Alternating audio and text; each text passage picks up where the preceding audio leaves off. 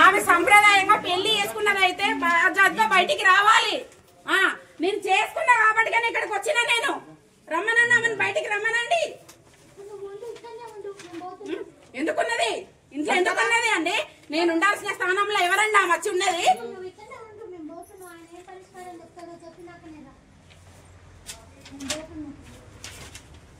తీసుకురా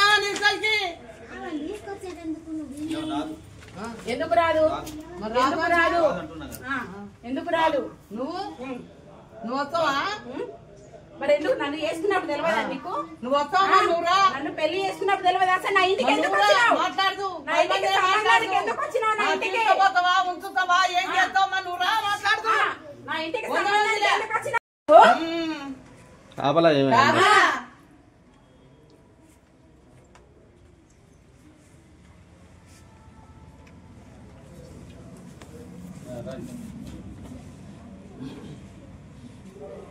రమ్మని ఎవరు వచ్చినా కూడా పెళ్లి చేసుకున్న భార్య నేను ఉండగా కోర్టులో కేసేసిండు డైవర్స్ కేసు నడుస్తా అంటే ఇంకో దాన్ని తీసుకొచ్చుకొని ఎట్లా పెట్టుకున్నావు నువ్వు?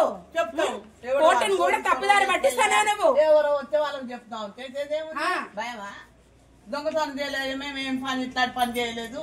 చేతి నుండి 14 సంవత్సరాల నుంచి వెళ్ళి మమ్మల్ని నన్ను గోస పడతాడు వీడు.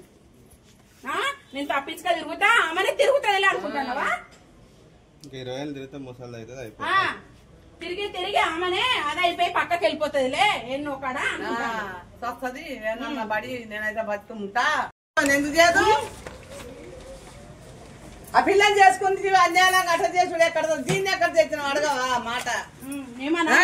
కలుపుతానేమే కష్టపడి పాపం దాని దగ్గర బిడ్డ నుంచి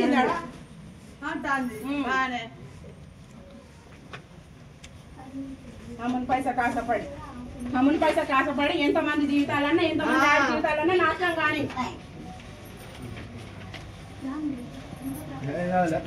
ఏంటమ్మా ఏంటి పోతావంటే భార్య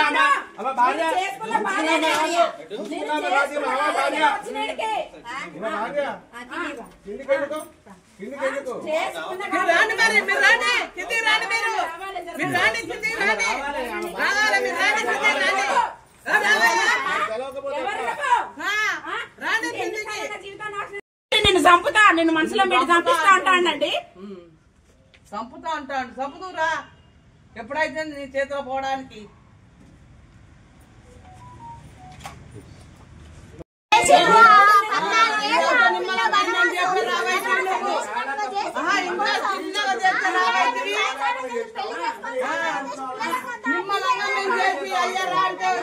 ఎన్నిసార్లు కలిసి ఎన్నిసార్లు కాళ్ళ మీద పడ్డ నేను, ఎన్నిసార్లు అయ్యా దండం పెట్టయ్యా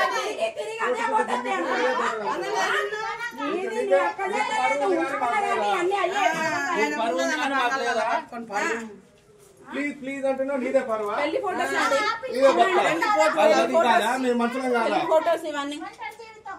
పేపర్ కటింగ్ చూడండి సార్. ఈయన ఆశలీలలు ఈయన సంబంధించిన అన్ని పరీక్షలు వస్తే పండగ ఆయనకు ఫ్రంట్ పేపర్. పెళ్లి రోజే నన్ను వేసుకున్న రోజు కూడా పేపర్కి వచ్చిందండి. అప్పటి నుంచి అదనపు కట్నం కోసం వేధింపులు.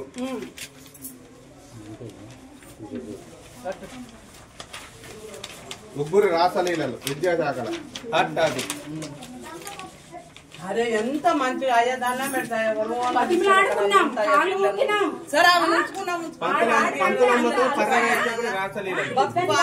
చచ్చిపోయింది, అమ్మ చచ్చిపోయింది, నాన్న చచ్చిపోయింది, ఎవరు లేరా?